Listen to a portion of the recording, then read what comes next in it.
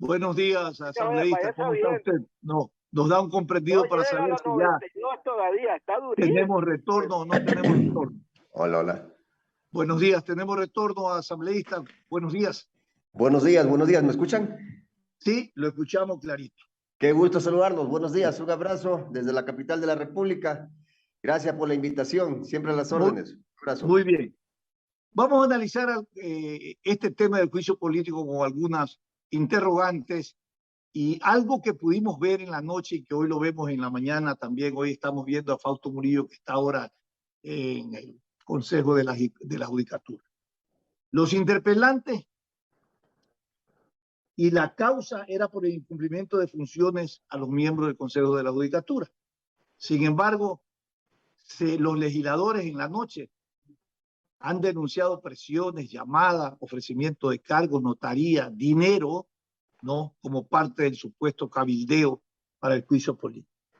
Nos llamó la atención, asambleístas, que en las computadoras de los interpelantes o de muchos asambleístas había una leyenda que me llamó mucho la atención: justicia secuestrada. La pregunta en este juicio político deberíamos preguntar: ¿quién ha secuestrado la justicia? ¿Y quiénes son los beneficiarios del secuestro? ¿Y quién paga el rescate? Porque analizábamos con Alcides Montilla, nuestro compañero de panel, que lamentablemente estos juicios son un sainete antidemocrático, así lo percibe la población. Y le voy a decir por qué. Porque todos debaten, se toman su tiempo, se enfrentan, se denuncian, y al final la tiranía del voto de la mayoría es la que resuelve el destino, la condena de aquellos que están siendo enjuiciados o la abstención. Y decía Alcides a manera de broma: todos están contando los votos y deshojando margarita. Y le preguntamos a usted si ya los votos están para el juicio político, no, para la institución, o todavía están en el cabildeo. Buenos días y bienvenido a Asamblea. Buenos días, muchísimas gracias por la invitación una vez más. A ver, respecto a la pregunta, o de las preguntas, porque me mandaba una ráfaga ahí, pero vamos a ir deshojando una por una. El tema, primero que hay que entender una cosa, ¿no? Hay que ponerlo en su contexto. El tema es extremadamente delicado. Estamos hablando de la justicia. De lo que está detrás de este tema, en todo caso, pues si queremos ser objetivos, es la seguridad del país. Porque resulta que hoy tenemos una justicia que no funciona para nada, una justicia que está hablando de la seguridad jurídica. Y de la inseguridad que vivimos, porque resulta pero que la seguridad jurídica, pero a ver, asambleísta, hablemos en el lenguaje de la gente. Sí. Para la gente, la justicia no le garantiza seguridad, porque siempre está al lado del delincuente y en contra de la víctima. A eso iba. A eso iba, justamente. ¿Qué justicia tenemos en este momento? La que usted acaba de describir, una justicia que permite que los delincuentes entren y salgan de la cárcel como Pedro en su casa, una justicia que ve que los corruptos se llevan los dineros de los pobres, se llevan los contratos millonarios, se siguen viendo coimas, se siguen denunciando sobre precios y resulta que esos corruptos a lo sumo les ponen grilletes. Una justicia que resulta que cuando usted menos se acuerda, aparece un juez por ahí sacado de la alcantarilla más fétida que tiene la judicatura y saca unas resoluciones o unos habeas corpus, unas acciones de protección inentendibles e increíbles que luego tienen que ser las salas, los tribunales los que tienen que andar arreglando lo que el juez de primer nivel hizo la embarró. En consecuencia, esa es la justicia que tenemos, una justicia que al final del día no es justicia. Y en consecuencia, eso es lo que se debate en este momento en el país. La judicatura, que es el máximo órgano, es el órgano rector de la justicia, debió haber puesto orden en esta justicia y no lo ha hecho. Y no lo ha hecho. Y está secuestrada. La justicia, sí, está secuestrada. Está secuestrada por el presidente de la República, porque secuestró el Consejo de la Judicatura para sí, como secuestró el Consejo de Participación Ciudadana a punta de policías, como secuestró la superintendencia de bancos, que hasta el día de hoy la tiene secuestrada. ¿Sí? Porque hasta el día de hoy el país sigue sin superintendente de bancos, ¿sí? Y lo rellenó de policías. Así se secuestra en este país. Ya no se necesita tener una dictadura. Basta que usted tenga el control de la policía y tiene el control del país. Y en este momento tenemos instituciones secuestradas. Sin embargo, el debate no puede ser tan simple, el debate no puede ser tan sencillo que lleguemos hasta ahí. El debate debe ser si lo que vamos a hacer, si defenestrando, si sacando esta judicatura, la justicia se va a arreglar. No se va. Vamos a tener justicia, porque si no nos vamos a dar la vuelta en el mismo lado, nos vamos a haber pegado estas amanecidas que nos estamos pegando para que al final del día esto no sirva de nada. Porque mire usted, y usted lo sabe porque usted es periodista, los periodistas lo saben, los políticos lo saben. Lo ideal desde mi punto de vista en este momento hubiese sido defenestrar este Consejo de la Judicatura, que es un consejo de la vergüenza, un consejo que ha hecho cada embarrada una tras de otra. Pero lo ideal hubiese sido defenestrarlo y elegir, a lo mejor no la asamblea, a lo mejor ni siquiera el presidente, a lo mejor un consejo de notables, el consejo de participación ciudadana, qué sé yo, alguien que esté lo más lejano de los políticos que podamos, elegir un nuevo consejo de la judicatura. Pero eso no va a pasar. Lo que va a pasar es que si defenestramos a este consejo de la judicatura, va a venir otro que viene de la misma fuente, que viene de la misma placenta, que se engendró en el mismo lugar. Consecuentemente, lo que yo veo es que si defenestramos este consejo de la judicatura, vamos a tener otro, yo diría, idéntico, simplemente a lo mejor inclinando la balanza hacia otro sector, y me parece que para eso no podemos prestarnos. Así que por ahí va el análisis. Correcto. Si respetamos el orden constituido, el Estado de Derecho, lo que ocurre es que si son ellos enjuiciados y son depuestos de su cargo, los que deben de reemplazarlo, como dice el ordenamiento jurídico, son los suplentes. Los suplentes, correcto. ¿Cómo usted va a cambiar a eso? No hay cómo. Por eso decía, lo ideal. O sea, eso hubiese sido lo ideal, pero no hay cómo. O sea, en este momento sabemos que ni el actual ni el que viene nos garantiza que la justicia cambie. En eso me parece que hay consenso, hay razón.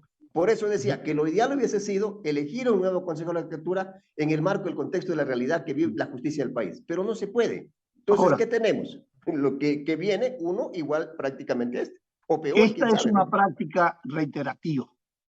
Esto no ocurre hoy con este juicio político, ocurre siempre, en todas y cada una de las etapas del desarrollo político a nivel del seno de la Asamblea. ¿Por qué la Asamblea no prepara una reforma profunda a nivel de la justicia? Porque debe ser un acuerdo con el gobierno. Me parece que no podemos seguir haciendo leyes que el gobierno las vete. Bueno, ahí tiene la mesa, pues. A ver, ahí tiene el diálogo entre la Asamblea y el gobierno. Planteen eso para no caer en lo que usted analiza. Por eso vemos con buenos ojos que estas mesas se ha puesto un plazo que me parece muy prudente de aquí hasta diciembre para generar un debate respecto a los problemas más importantes del país. Y este debe ser uno de ellos, la institucionalidad. Porque esto no solamente pasa con la justicia, pasa con el Consejo de Participación Ciudadana, pasa con el Consejo Nacional Electoral, es decir, pasa con la Fiscalía, pasa con la Contraloría, es decir, pasa con todas las instituciones. Yo creo que ahí vamos a tener un empantamiento del debate, porque el debate hoy por hoy se está queriendo arrinconar a que se soluciona quitándole la nominación de autoridades al Consejo de Participación Ciudadana y que las nombre la Asamblea o el Congreso o el Senado, como le quieran llamar nuevamente. Eso va a terminar al final del día depositando que la nominación de las autoridades nuevamente regrese a la mano de los políticos. Vea, y eso ha sido nuestra condena. Como país, que los políticos nominen las autoridades ha sido la condena como país. No ahora, no hace 10 años, sino desde que regresamos a la vida democrática, ese ha sido nuestro dolor de cabeza. Yo quizás debería ser uno de los más alegres, porque a lo mejor si regresa la nominación de autoridades a la Asamblea Nacional, capaz que me pesco un contralor, un fiscal por ahí, pero esa no es mi intención. Yo creo que debo pensar como país, y por eso le hago esta propuesta. Pensando como país, es público, es de dominio público, que la destitución, el juicio político de la destitución del miembro del Consejo de la Judicatura dará paso a la revisión, esto es lo que han hecho como propuesta y de dominio público, a la revisión de juicios y condenas que se han dado en contra de miembros del gobierno del expresidente Rafael Correa. Esto en la práctica se puede dar, se está creando ese ambiente. Por supuesto que se debe dar. Los que son abogados y nos escuchan y nos ven en este momento saben que existe el recurso de revisión, ¿no? Y un recurso de revisión implica que aunque usted esté condenado, aunque usted tenga ya sentencia ejecutoriada condenatoria, sus juicios puedan revisarse. Porque dicen que en el transcurso del tiempo puede aparecer prueba que en el juicio no apareció. Y usted sabe que cuando tiene usted las cosas arregladas, esa prueba aparece nomás de la noche a la mañana. Cosa que por si acaso no le pasa a los pobres. Cosa que por si acaso no les pasa a aquellos que están por ahí por un celular, por una gallina, porque se robaron una vaca. No, a ellos no les pasa eso. A ellos, vean, los pobres, sí, no van a ser beneficiados de este tema. Y eso es lo que a mí me duele, que al final del Correcto. día, este es un tema de una guerra de gángsters entre los unos y los otros, y nosotros, al menos los que venimos de allá, de donde venimos los pobres, yo vengo de una familia muy humilde, ¿sí? Y no tengo empresas, no tengo absolutamente nada, así que al de cuando salga de la asamblea tendré que irme a ganar el pan de cada día con el sudor de mi frente como siempre lo hice. Así que eso también a mí me duele que Usted no queramos pertenece seguir. al grupo, usted no pertenece al grupo de los gángsters. ¿Cómo va a votar en esto? Para nada, ¿no? Para ¿Cómo nada, va a votar porque en este juicio político? lo estamos meditando porque en este momento hay una condición especial en Pachacuti, una situación especial en el movimiento. Usted sabe, desde que me eligieron a mí vicepresidente, tuve el respaldo más o menos de 18, 19 legisladores de Pachacuti, que es decir, se provocó una especie de reunificación en el movimiento y así hemos venido votando. Así Así. que yo llegué acá como colectivo, yo no llegué como persona. De hecho, cuando me proponen la vicepresidencia, que no llegó desde mi partido, sino llegó desde otros movimientos, yo la puse en consideración del movimiento, ni siquiera solo del ala rebelde, de muchos otros compañeros.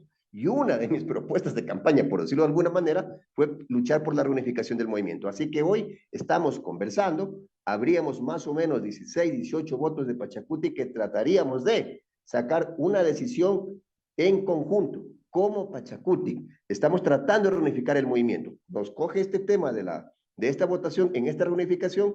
Ayer hemos tenido un primer acercamiento, hoy vamos a tener un segundo acercamiento para tratar de reunificar al movimiento y volver a votar juntos, ya no andar votando dispersados, y en ese sentido aspiramos hoy tener una resolución.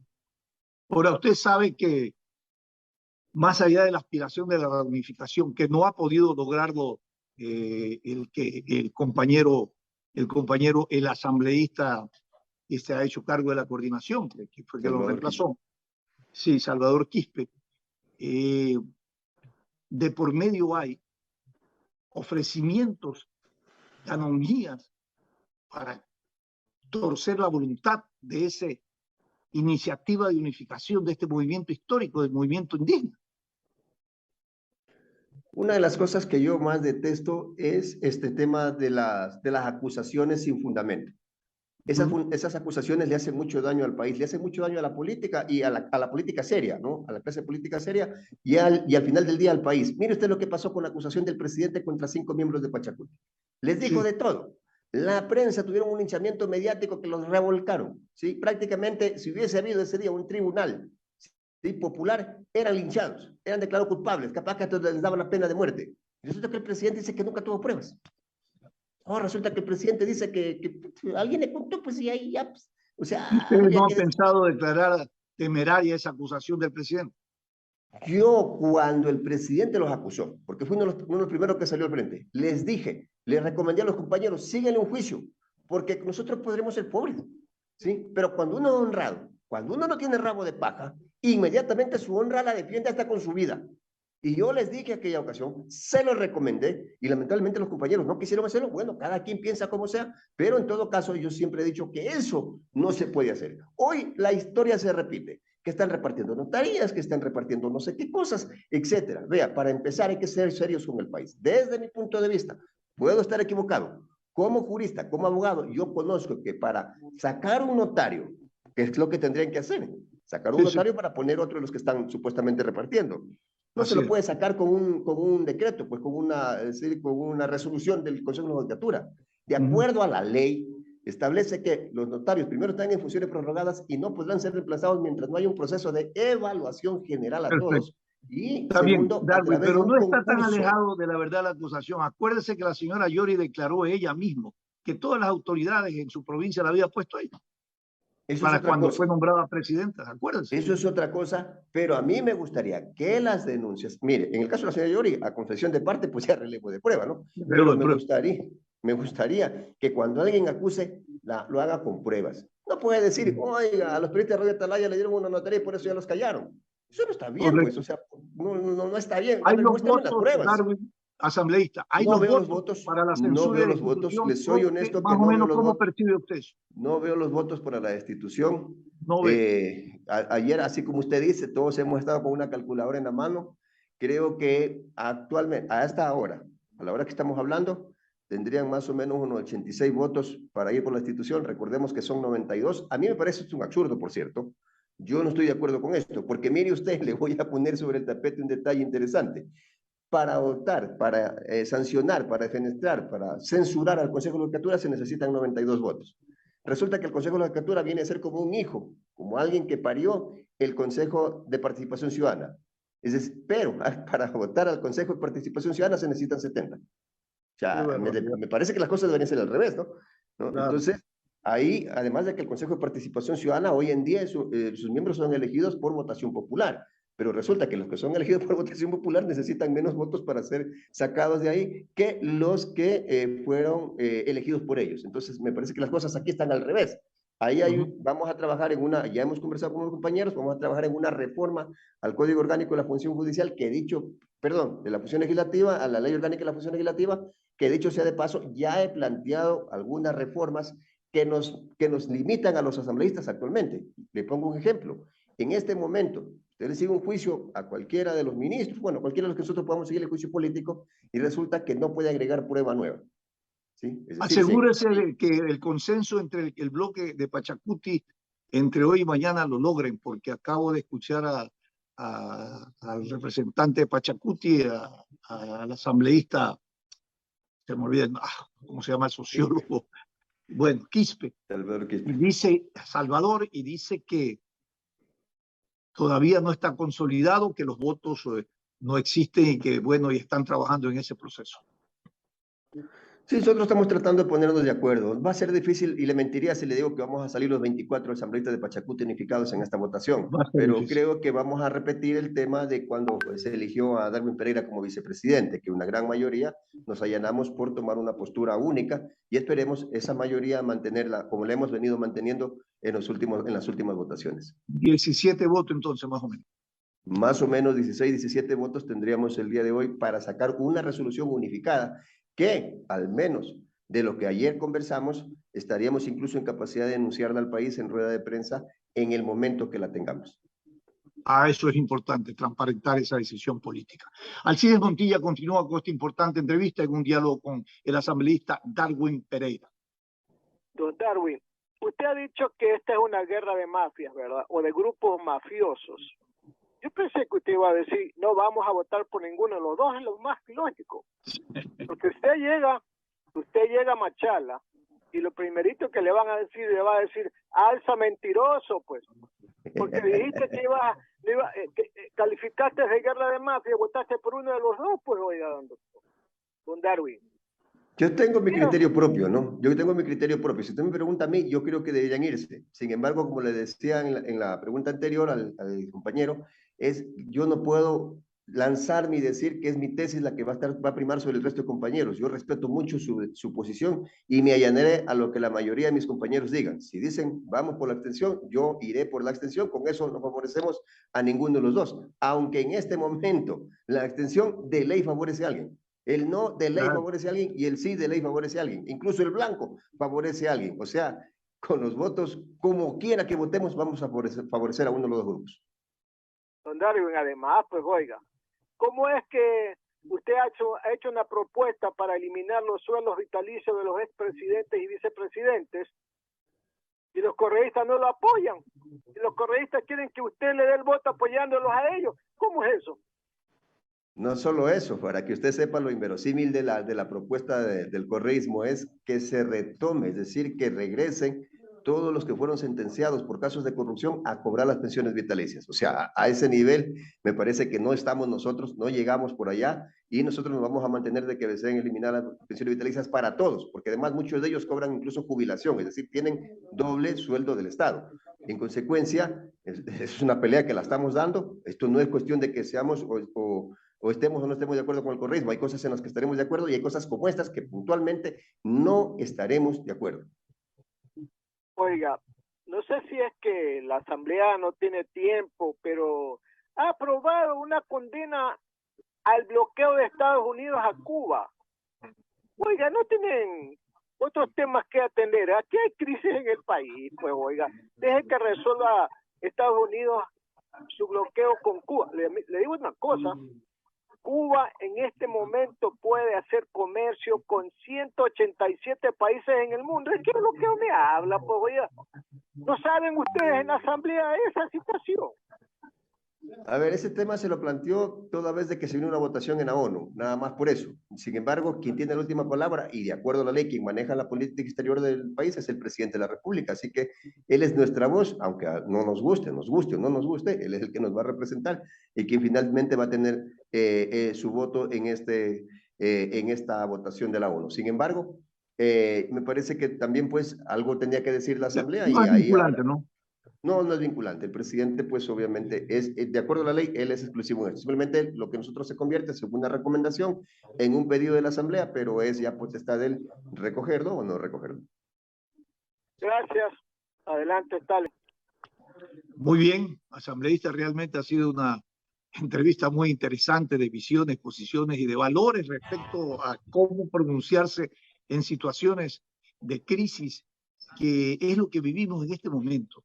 Pero yo quisiera un debate, y se lo dejo en su mente, por todo ese compromiso que tiene con las demandas del pueblo.